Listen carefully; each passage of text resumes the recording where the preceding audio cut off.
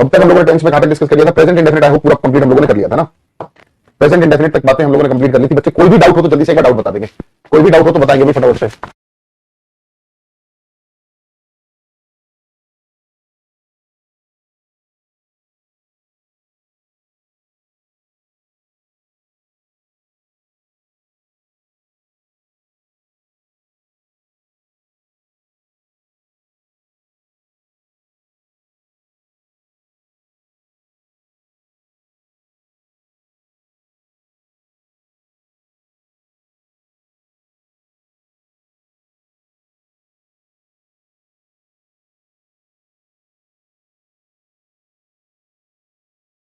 सबसे पहले तो बताइए क्या आवाज ढंग से आ पा रही है, नहीं आ पा रही है ना?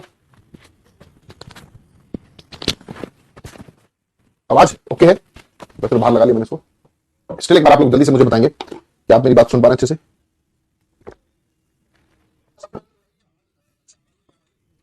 अभी हमने बाहर निकाला इसको तो शायद थोड़ा सा और बेटर आवाज हो जाए।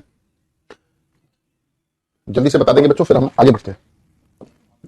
अभी कैसी आ रही है? ओके हुई ना? ठीक है। नेक्स्ट आता है दोस्तों हमारा कौन सा टेंस? Present continuous. नेक्स्ट आ गया जी हमारा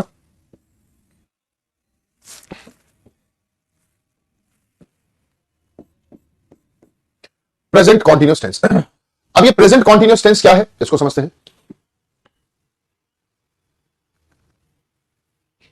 सर कोर्स कब तक कंप्लीट हो जाएगा? बेटे जल्दी करेंगे, दो टॉपिक रह रहे हैं हमारे, इसके बाद वॉइस और नरेशन, ठीक है ना?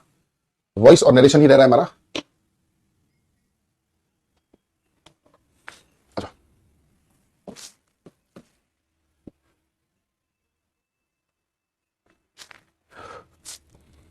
फटाफट से देखेंगे। तो प्रेजेंट कॉन्टिन्यूस सबसे पहले तो बात कर लेते हैं बच्चे इसकी अपनी हेल्पिंग वर्ब की।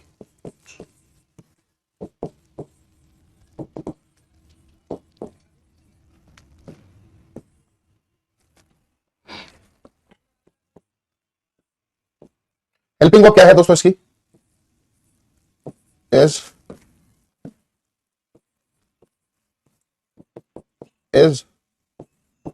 M R.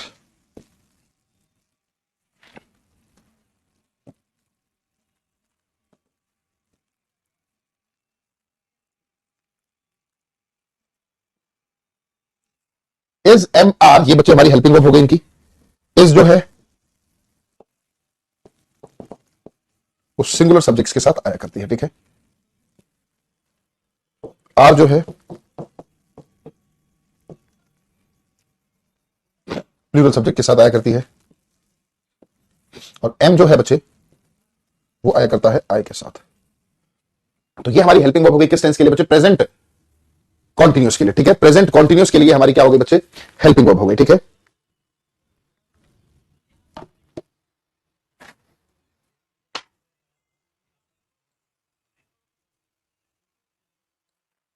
बात कर लेते हैं अपने स्ट्रक्चर की।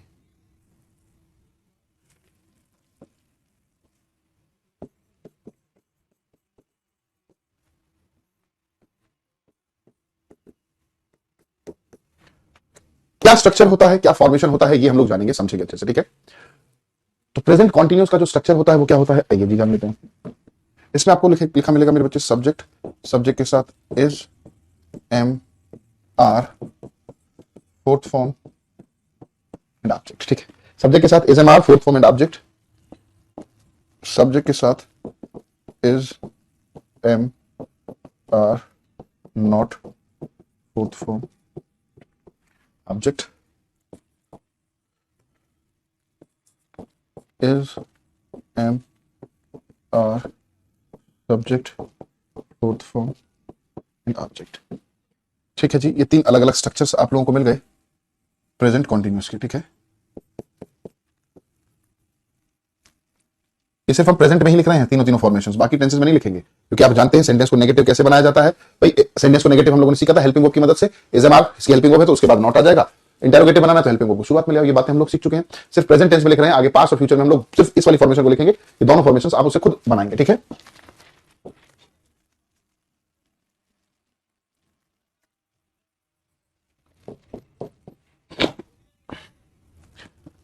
ये अपना हो गया हमारा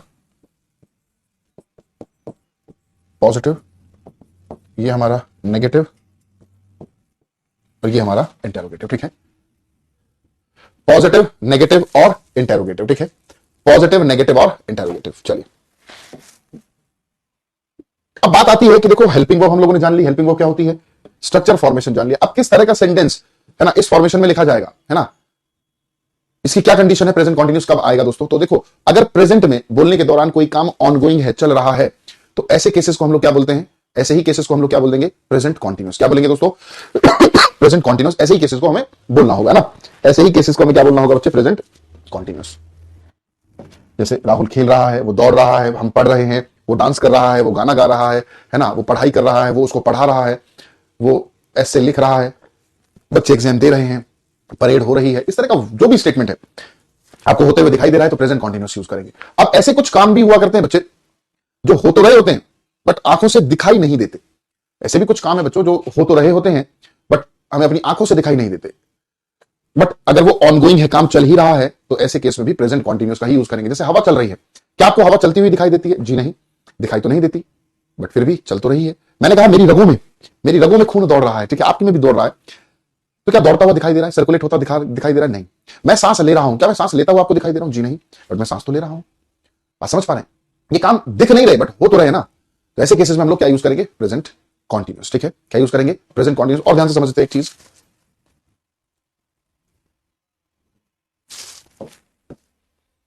ये भारत का कोस्टल एरिया है, ठीक है ना, जो तटीय क्षेत्र जिसको बोलते हैं, हालांकि और भी गुजरात है ना, उसके भी बात नहीं करें, उसको ड्रॉ नहीं किया मैंने। अब ये जो कोस्टल एरिया है दोस्तों, मुझे बताएंगे ये इंक्रीज होगा, फैलेगा या डिक्रीज होगा, कॉन्ट्रैक्ट होगा या एक्सपेंड होगा, क्या होगा ये, जल्दी से बताएं।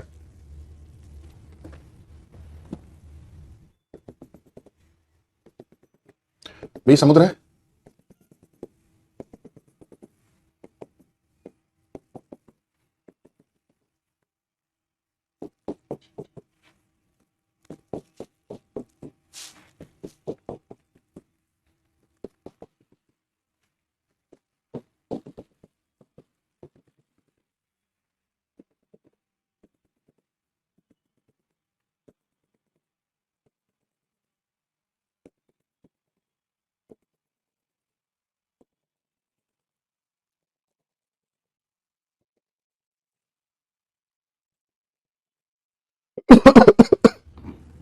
ये समुद्री एरिया है और ये सारा का सारा पानी है। आप जानते हैं ये क्या है जी, ये अरेबियन सी है, ये है इंडियन ओशियन और ये है बैंक ऑफ बड़ौदा और मतलब बे ऑफ बंगाल। ठीक है, जानते हैं आप लोग।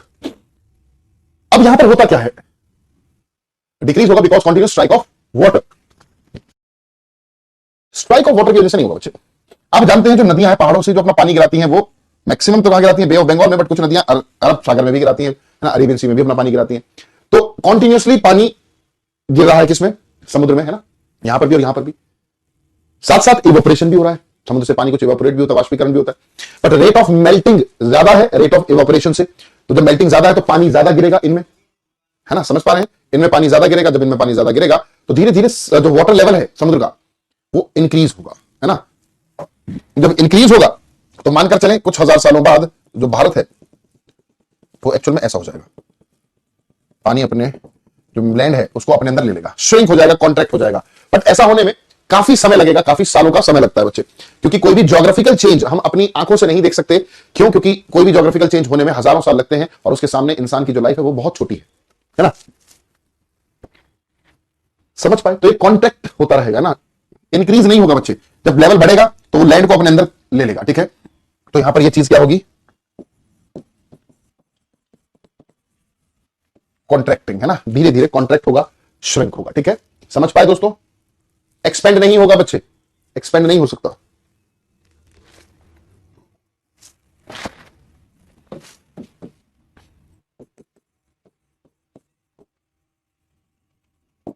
The population of India, the population of India is increasing day by day. मुझे बताएं क्या पॉपुलेशन इंक्रीज होते हुए आपको दिखाई देती है? क्या भारत की पॉपुलेशन इंक्रीज होती हुई दिखाई देती है क्या? आप कहोगे बिल्कुल भी नहीं सर, है ना, इंक्रीज होती हुई थोड़ी दिखाई देती है। The population of India is increasing but फिर भी इंक्रीज तो हो रही है ना, भारतीय लोग मेहनत तो कर ही रहे हैं, तो इज इंक्रीजिंग पूरी तरह से सही है।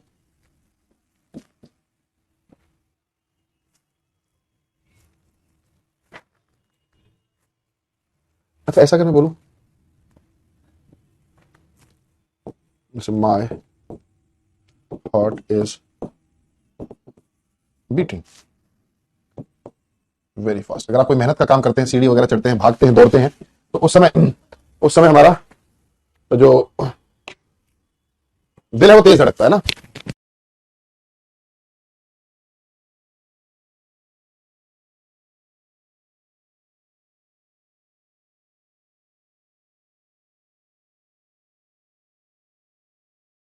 My heart is beating very fast, मेरा दिल जो है वो बहुत तेजी से धड़क रहा है। दी अर्थ इज रोटेटिंग। अब भाई अर्थ भी तो लगातार रोटेट करे जा रही है अपने एक्सिस पर, अपने एक्सिस पर वो क्या करती है, रोटेट करती है ना, कंटिन्यू अभी भी घूम रही है पृथ्वी। परंतु यहां पर इज रोटेटिंग नहीं हो सकता, यहां पर रोटेट्स ही होगा, क्योंकि दोस्तों ये जो स्टेटमेंट है ये यूनिवर्सल ट्रूथ है, ठीक है। और यूनिवर्सल ट्रूथ सिर्फ और सिर्फ एक ही टेंस में हो सकता है, that is present continuous tense, ठीक है। क्या होगा मेरे बच्चों, प्रेजेंट कॉन्टिन्यूस टेंस में ही ये यूज किया जा सकता है और किसी सेंटेंस में नहीं कर सकते, ठीक है। क्लियर है सभी को? अरे बोलेंगे भाई फटाफट से।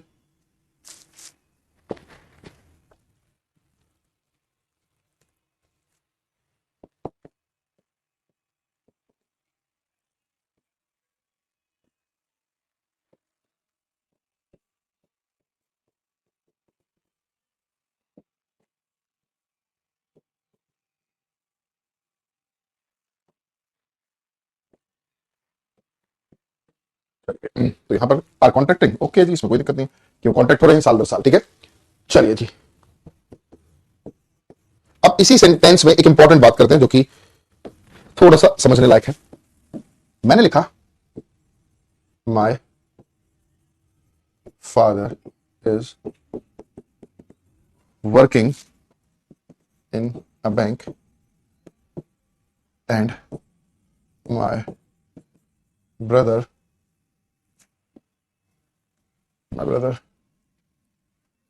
is working in MNC। चलो ये स्टेटमेंट देखें और मैं चाहूंगा बच्चे एक बार आप लोग कमेंट करके मुझे बताएं इसमें कोई गलती है क्या या सही है। यूनिवर्सल ट्रूथ तो प्रेजेंट इंडेफिनिट में भी था, मेरे बच्चे गीतांजलि, तो मैंने वही तो करा है, यूनिवर्सल ट्रूथ है इसीलिए प्रेजेंट इंडेफिनिट लिखा, प्रेजेंट कॉन्टिन्यूस नहीं आ सकता। प्रेजेंट कॉन्टिन्यूस को इसीलिए तो डिलीट करा क्योंकि ये यूनिवर्सल ट्रूथ, और यूनिवर्सल ट्रूथ सिर्फ और सिर्फ प्रेजेंट इंडेफिनिट में ही आ सकता है। चलो भाई इसको देखो भाई एक बार फटाफट से।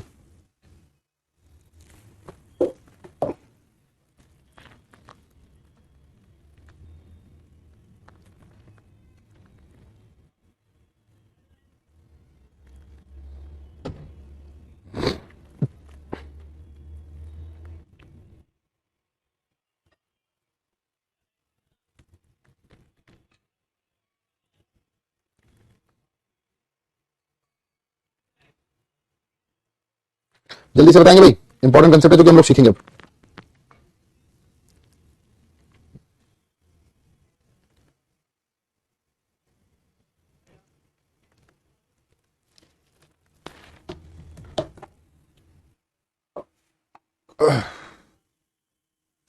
जी सर फिर आपने गलत बोल दिया बेटा, मैंने गलत नहीं बोला था, मैंने सही बोला था। मैंने कहा इज रोटेटिंग गलत है, रोटेट्स आएगा क्योंकि ये यूनिवर्सल ट्रूथ है। क्या गलत बोला इसमें? सही बोला बच्चे, यूनिवर्सल ट्रूथ है इसलिए प्रेजेंट इंडेफिनिट लिखा है मैंने बच्चों।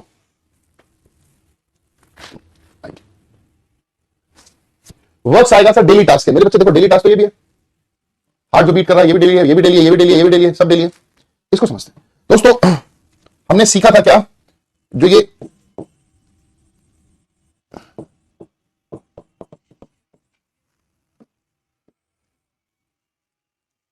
रेगुलर एक्शन की जब बात हुआ करती है दोस्तों, है ना, जब बात मेरे बच्चे रेगुलर एक्शन की होती है,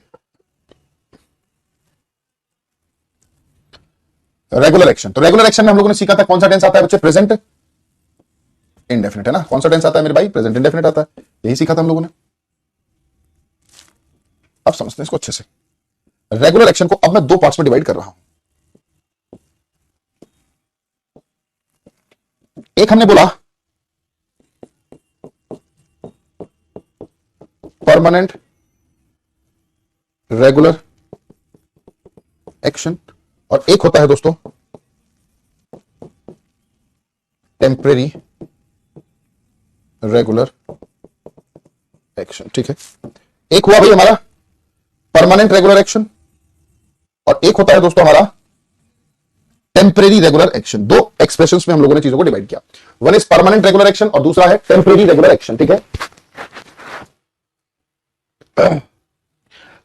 अब रेगुलर एक्शन तो आप जानते हैं जो रेगुलरली हो रहा हो, बैक टू बैक हो रहा है। ठीक है, जो रेगुलरली हो रहा है दोस्तों उसको तो हम लोग क्या बोलेंगे, रेगुलर एक्शन। अब इसको हमने दो पार्ट्स में डिवाइड कर दिया। देखो इसको ऐसे समझते हैं, बहुत ही सिंपल भाषा में समझा देता हूं। जैसे कि आजकल आप कहीं पर भी शादी समारोह में या फिर किसी फंक्शन में जाते हैं तो सामने वाले लोग आपसे एक इरिटेट कर देने वाला क्वेश्चन जरूर पूछते होंगे। एक क्वेश्चन जो आपको पीछा बिल्कुल नहीं छोड़ रहा होगा वो जरूर होगा, क्या क्या है बताओ सबसे पहले, एक बार मुझे जल्दी से बता दो कमेंट करके, ऐसा कौन सा क्वेश्चन है जो आपको सबसे ज्यादा इरिटेट कर रहा है, करता है आजकल। कहीं पर भी चले जाओ ये क्वेश्चन आपसे पूछा ही जाता है ना। जल्दी से बताओ कमेंट करके, फटाफट से जब कहा जाए तो कमेंट जल्दी जल्दी से करा करो। ठीक है, उसी पर हमारा कंसेप्ट डिपेंड करता है कि क्या कर रहे हो आजकल। बिल्कुल बढ़िया, क्या चल रहा है लाइफ में, ऐसा भी ठीक है, करते क्या हो, क्या सोचा है लाइफ के लिए, बिल्कुल इस तरह के क्वेश्चन आपको मिलते हैं। कहीं पर भी आप चले जाएं तो आपको ये क्वेश्चन जरूर पूछने को मिलता है, लोग आपसे ये पूछते हैं बेटा क्या कर रहे हो आजकल, है ना, यही पूछते हैं आपसे क्या कर रहे हो आजकल। ठीक है ना, अब इसका आंसर बहुत ज्यादा इरिटेट कर देता है आपको ना, मतलब ये क्वेश्चन आपको इरिटेट कर देता है कि अभी कर तो कुछ भी नहीं रहे तो क्या ही जवाब दे, पिछले साल भी यही बोल के छुटकारा पा लिया था कि भैया तैयारी कर रहे हैं, साल बदल गया तैयारी अभी भी चली रही है। तो यहां पर ये आप शादी करोगे तो ये भी पूछते हैं आपसे, चलो जी जॉब कब लगेगी, हाँ इस तरह के क्वेश्चन आपसे पूछे जाते हैं। तो बहुत सारे लोग तो इस चक्कर में शादी समारोह में जाते ही नहीं है कि छोड़ो यार कहां क्या करेंगे वहां टेंशन होगी, है ना। बट कुछ जो आतंकवादी किस्म के बच्चे होते हैं उनका नजरिया अलग ही होता है, वो सोचते हैं कि चलो कुछ तिलस्माई करके दिखाते हैं, वो इन क्वेश्चन की अच्छे से तैयारी करके जाते हैं और ऐसे अंकल को ढूंढते हैं कि कोई गलती से उनसे क्वेश्चन पूछ ले, नहीं पूछ रहा तो खुद ही जाकर अंकल जी नमस्ते कैसे हो आप और क्या चल रहा है अंकल आपका, अंकल बताएंगे, वो तुरंत आपसे ही पूछेंगे बेटा बेटा तुम्हारा क्या चल रहा है, बस इसी का इंतजार था कुछ लोगों को। कुछ नहीं अंकल बस अभी सीएचएसएल का एग्जाम दिया था उसमें जॉब लग गई है, बट अभी मेरी प्लानिंग नहीं है वहां ज्वाइन करने की, है ना, मैं शायद वो जॉब ज्वाइन ना करूं, सीएचएसएल में सिलेक्शन हो गया मेरा। अब अंकल का कॉन्फिडेंस यहां था क्योंकि उनको पता था लौंडा तो कुछ नहीं कर रहा, अभी अपना यहां था। ठीक है, अब अंकल का काम हो रहा है अपना बढ़ रहा है, ठीक है। फिर अंकल पूछते हैं कि बेटे फिर क्या प्लान कर रखा है जब वो नौकरी नहीं करोगे तो, कुछ नहीं अंकल जी सीजीएल का प्री हो चुका है, सीजीएल का मेंस हो चुका है ना, बैंकिंग में भी जॉब आ चुकी है, ज्वाइनिंग लेटर है, बट बैंकिंग मुझे पसंद नहीं है। अंकल का कॉन्फिडेंस और कम, आपका बढ़ रहा है, बस ये लगा लो अंकल जी सीजीएल में फाइनल पोस्टिंग आने वाली है बस मेरी, मैं उसी में करने की प्लानिंग अभी मेरी। अंकल का कॉन्फिडेंस और कम, आपका बढ़ रहा है। अंकल को तुरंत अपनी बिटिया याद आ जाती है कि बिटिया के लिए ठीक रहेगा लड़का, खुद ही बिटिया को बुलाते हैं, बेटा इनका नंबर ले लो और इनसे कोई गाइडेंस चाहिए हो तो आपको पूरी गाइडेंस दे देंगे, है ना। अब अंकल का तो कॉन्फिडेंस बिल्कुल खत्म हो गया, आप तुरंत कहते हो वैसे अंकल जी मेरा टारगेट तो यूपीएससी है, प्री तो क्लियर हो ही गया, मेंस की तैयारी चल रही है। अंकल का तुरंत कॉन्फिडेंस बिल्कुल खत्म, बिटिया का हाथ ही दे दिया। क्या मजाक था, कहने का मतलब है आप इस क्वेश्चन का आंसर आमतौर पर क्या देते हो, आपसे किसी ने पूछा कि बेटा क्या कर रहे हो तो आप क्या बोलोगे, शादी में गए है ना आप, और वो तो मजाक था अपार्ट फ्रॉम दी जोक, उसकी रियल की बात करें, आपसे किसी ने पूछा आप शादी में प्लेट लेके खाना खा रहे हो, उसने आपसे पूछा कि बेटा आप क्या कर रहे हो आजकल, अब फिलहाल तो आप खाना खा रहे हो बट आप ये नहीं बताओगे उसको क्या कर रहे हो, आप आजकल वाला काम बताओगे कि आजकल तो मैं सरकारी नौकरी की तैयारी कर रहा हूं, आजकल मैं इस एग्जाम की तैयारी कर रहा हूं, पढ़ाई कर रहा हूं, करियर वेल से पढ़ रहा हूं, यही तो बोलोगे। क्या उसके सामने आप ऐसा करियर से पढ़ रहे हो जी, नहीं, उसके सामने तो आपने प्लेट में 3 मंजिला इमारत खड़ी कर रखी है, आप उसको निपटा रहे हो, बट फिर भी आपने आंसर क्या दिया, मैं तो करियर वेल से तैयारी कर रहा हूं। समझ पा रहे हैं, तो दिस इज व्हाट एक रेगुलर एक्शन बहुत लंबे समय से किया जा रहा हो, आगे भी किया जाएगा, तो परमानेंट रेगुलर एक्शन कहलाता है। बट एक ऐसा रेगुलर एक्शन जो कुछ समय के लिए तो चले, है ना, महीना 2 महीना 4 महीना 5 महीना, बट उसके बाद वो खत्म हो जाए, आगे ना कंप्लीट हो, तो ऐसे केस को हम लोग क्या बोलते हैं, टेम्परेरी रेगुलर एक्शन। परमानेंट और टेम्परेरी का तो मतलब जानते हो, परमानेंट का मतलब जो हमेशा, टेम्परेरी का मतलब क्या है, स्थायी, है ना, सॉरी अस्थायी, मतलब अभी टेम्परेरी है कुछ ही समय के लिए। ऐसा समझो ना, आपको आपकी कंपनी ने मुंबई भेज दिया किसी प्रोजेक्ट पे काम करने के लिए, 6 महीने का काम, प्रोजेक्ट का काम था, ठीक है। अब 6 महीने आप रोज होटल में तो नहीं रहोगे क्योंकि होटल में रहने का तो खर्चा ज्यादा हो जाएगा, कंपनी उतना पे नहीं करेगी आपको, कंपनी आपसे कहेगी भैया जाके कोई अपार्टमेंट किराए पे ले लेना 6 महीने के लिए, बात खत्म। तो इन 6 महीनों तक आपका जो एड्रेस रहेगा वो क्या रहेगा, जहां पर भी आप रह रहे हो वही रहेगा आपका। तो क्या वो एड्रेस परमानेंट है, जी नहीं, वो कैसा एड्रेस है, टेम्परेरी, कुछ समय तक तो रहेगा, 6 महीने तक तो रहेगा वो, बस उसके बाद खत्म हो जाएगा। मानकर चलिए आपको विदेश भेज दिया, है ना, थाईलैंड भेज दिया आपको, बेटे मौज आ गई, थाईलैंड भेज दिया, और थाईलैंड में आपको वहां पर जाकर एक नंबर भी लेना पड़ेगा, कहीं पर रहोगे भी, आप अपने घर फोन कर रहे हो और क्या बता रहे हो कि ये मेरा टेम्परेरी नंबर है, कुछ समय तक तो यही रहेगा, अभी परमानेंट तो वही है, वो इंडिया में आके वही चालू हो जाएगा, परमानेंट एड्रेस वही, आप इंडिया में आओगे तो इंडिया में अपने वही रहोगे, बट ये एड्रेस अभी क्या है, टेम्परेरी है। आशा करता हूं समझ गए होंगे। तो ऐसे काम जो रेगुलर तो कर रहे हो आप बट टेम्परेरी हो, कुछ समय के लिए हो, ऐसे केसेस में दोस्तों हम लोग क्या यूज करते हैं,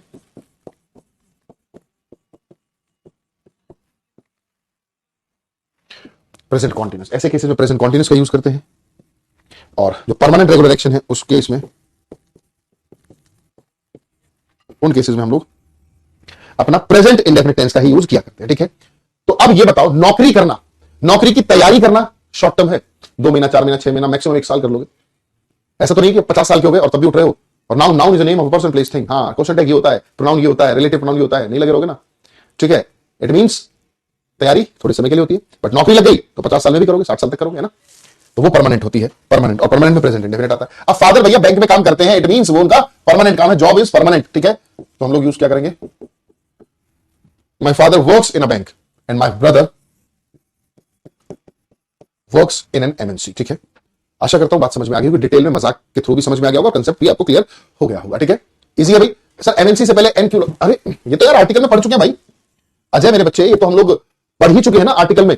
किसी भी अगर मल्टीनेशनल कंपनी, कंपनी सिंगुलर, तो सिंगुलर काउंटेबल नाउंस के लिए एन आता है। ठीक है ना, और डिपेंड करता है उनका साउंड। अब एमएनसी को जब आप प्रोनाउंस कर रहे हो, ए वाला साउंड आ रहा है, वॉवल साउंड है, वॉवल साउंड है तो उसके लिए एन ही आएगा भैया। एमएलए, एमपी, एमबीबीएस,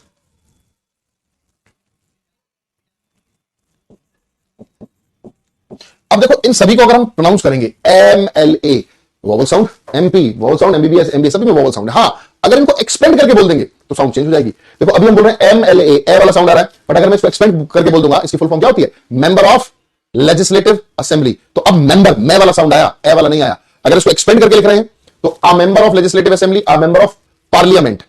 ठीक है, बट अगर मैं बोलूं he is an MLA, MLA बोला तो एन आएगा, एमपी बोला तो एन आएगा। ठीक है, एमबीबीएस बोला तो एन आएगा, बट उसी को अगर हम एक्सपेंड करके बोल देंगे तो फिर साउंड देखी जाएगी, साउंड के हिसाब से लिखेंगे। ठीक है, चलिए जी, अब इसी सेंटेंस को मैं चलिए एक बार दोबारा लिखने की कोशिश करता हूं। मैंने आपके सामने लिखा, my father works in a bank nowadays।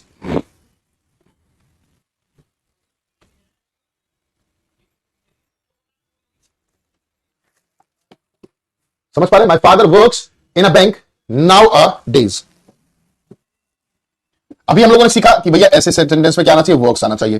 But अगर सेंटेंस इतना होता तो ही तो वर्क्स आएगा। My father works in a bank, जो मेरे पिताजी हैं वो बैंक में काम करते हैं ना।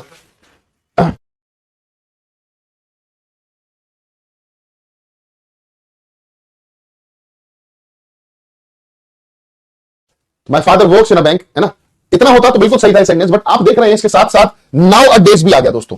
जब ये नाउ अ डेज आ गया, इसने कहीं ना कहीं सेंटेंस को कुछ ऐसा रिप्रेजेंट किया जैसे कि मानो कि यहां पर बात हो रही है किस चीज की, आजकल। My father works in a bank now a days. Now days की बात अगर मैं करूं तो इसका मतलब क्या है, आजकल बैंक में काम कर रहे हैं।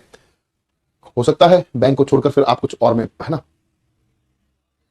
सर मैं बहुत लोअर फैमिली से बिलोंग करती हूं, मैं पढ़ना चाहती हूं, बट पापा बोलते हैं कि कोर्स कंप्लीट कर लो फिर टीचिंग करना। अच्छा, मैं पढ़ाना चाहती हूं, ओके।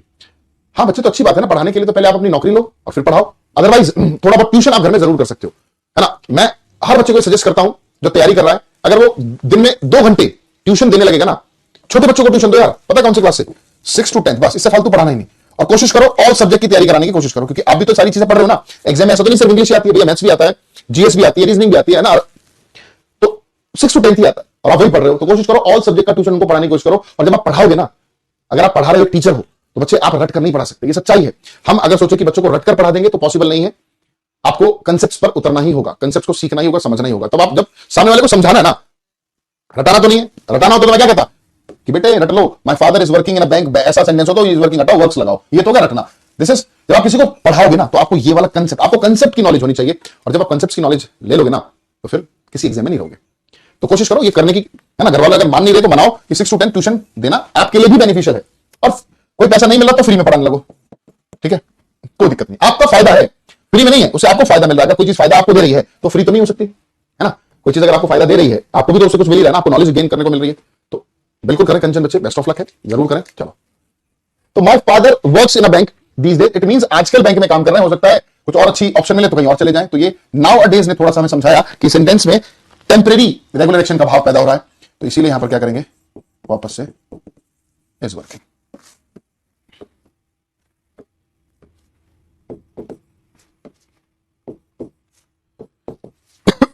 एक सेकंड, बहुत ही ध्यान से समझना इसको भी। आई एम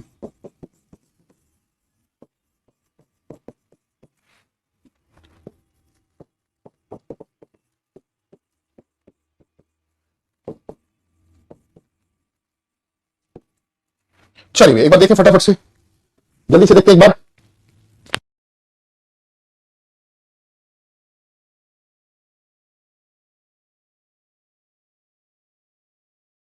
पहला सेंटेंस यहां पर क्या लिखा है, आई एम राइटिंग बुक्स, ठीक है, आई एम राइटिंग बुक्स, और दूसरा है I write a book these days. ये दो अलग अलग स्टेटमेंट्स हैं, देखते रहिए इनमें क्या कुछ होगा, फटाफट से देखें।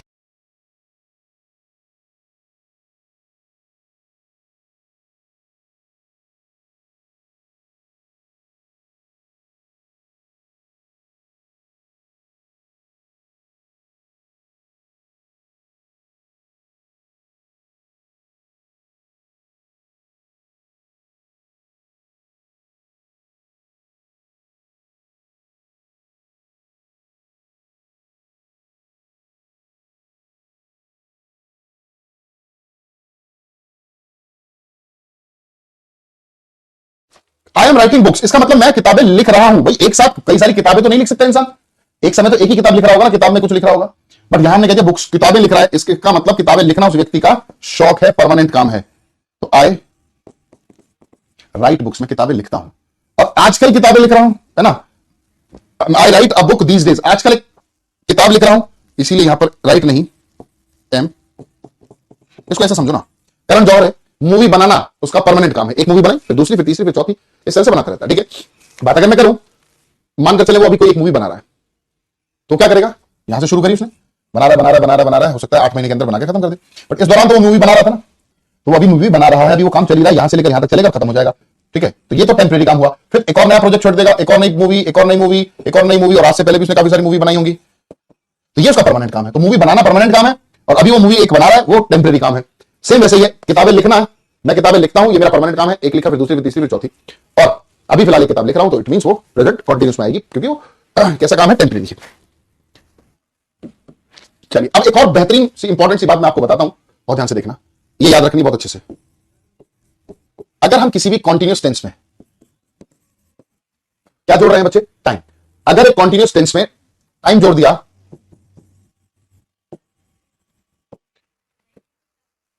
तो किस में कन्वर्ट हो जाया करता है बच्चे, परफेक्ट कॉन्टिन्यूअस। अगर किसी कॉन्टिन्यूअस टेंस में क्या जोड़ा गया भाई, टाइम, कॉन्टिन्यूअस में टाइम है ना, टाइम जोड़ दिया गया, तो किस में कन्वर्ट हो जाया करता है, परफेक्ट कॉन्टिन्यूअस टेंस में कन्वर्ट हमें करना होता है। अगर एक कॉन्टिन्यूअस टेंस में क्या जोड़ दिया गया भैया, टाइम जोड़ दिया गया, तो किस में कन्वर्ट हो जाएगा, परफेक्ट कॉन्टिन्यूअस। अब वो कौन सा कॉन्टिन्यूअस हो, कोई भी कॉन्टिन्यूअस हो, प्रेजेंट कॉन्टिन्यूअस में टाइम जोड़ दोगे तो present perfect continuous, present continuous में टाइम जोड़ दिया, present perfect continuous.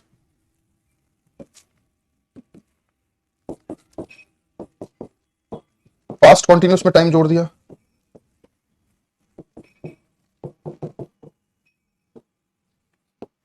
Past perfect continuous. Future continuous में टाइम जोड़ दिया,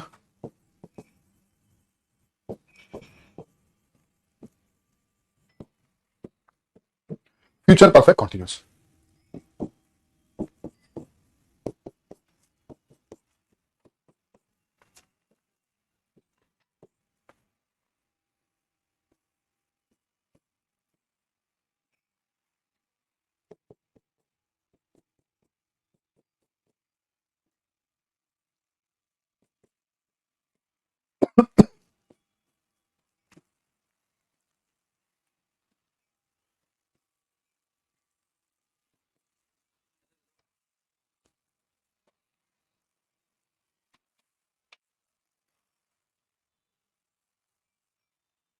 ये याद रखना, ये इंपॉर्टेंट है।